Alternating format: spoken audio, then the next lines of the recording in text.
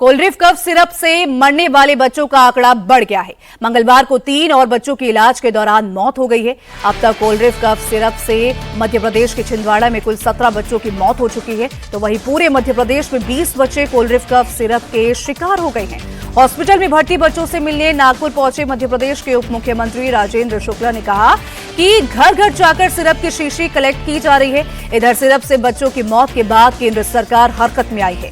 केंद्रीय स्वास्थ्य सचिव ने राज्यों के हेल्थ सेक्रेटरी के साथ मीटिंग की और दवाओं से जुड़े नियमों का कड़ाई से पालन करने के निर्देश भी दिए हैं।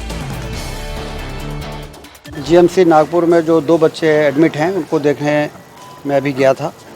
यहाँ के जो पीडियाट्रिक्स डिपार्टमेंट के एचओडी और डीन हमारे साथ थे और 2 बच्चे, एक पवार और एक सूर्यवंशी परिवार के छिंदवाड़ा जिले के परासिया ब्लॉक के ये दोनों बच्चे, उनके परिजनों से बात की, डॉक्टरों से बात की है।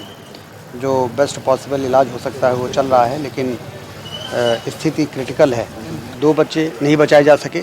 कल रात में 1 बच्चा और उसके पहले 17 बच्चों की डेथ हो चुकी थी, तो कुल मिला के 20 बच्चों की मृत्यु हो चुकी है। 443 शीशियाँ हम लोगों ने रिकवर की हैं। बाकी जो शीशियाँ हैं उसको भी रिकवर कर रहे हैं। आशा और आंगनबाड़ी कार्यकर्ताओं को घर घर में भेजा जा रहा है छिंदवाड़ा जिले में। यदि ये कोल्ड ड्रिप सिरप यदि किसी के घर में है तो उसको हम रिट्रीव कर लें, उसको वापस ले लें।